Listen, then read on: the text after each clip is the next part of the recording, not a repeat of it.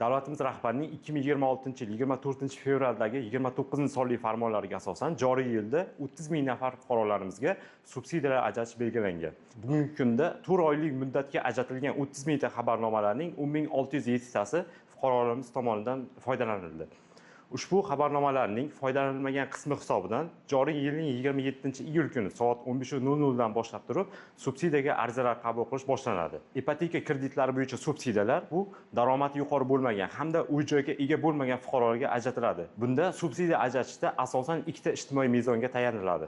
Birinchisi bu daromadga, ya'ni ariza beruvchi, uning turmush o'rtog'i hamda yaqin qarindoshlarining o'rtacha oylik daromadlari miqdori Qoraqalpog'iston Respublikasi va viloyatlarda mehnat haq to'lashning 2,7 baravaridan 8 baravargacha, ushbu ko'rsatkich Toshkent shahrida 9,2 baravargacha tashkil etadi. Ikkinchi asosiy ijtimoiy mezonimiz bu ariza beruvchi, shu jumladan uning turmush o'rtog'ining nomida respublika miqyosida mulk huquqi bilan turar joyining mavjud bo'lmasligi hisoblanadi. Ariza beruvchi subsidiya olish uchun 30 va undan yuqori ball to'plashi, shu bilan birga uning kredit tarixi dasturda ishtirok etuvchi tijorat banklarining kamida bittasining ichki qoidalariga muvofiq bo'lishi yetarli hisoblanadi.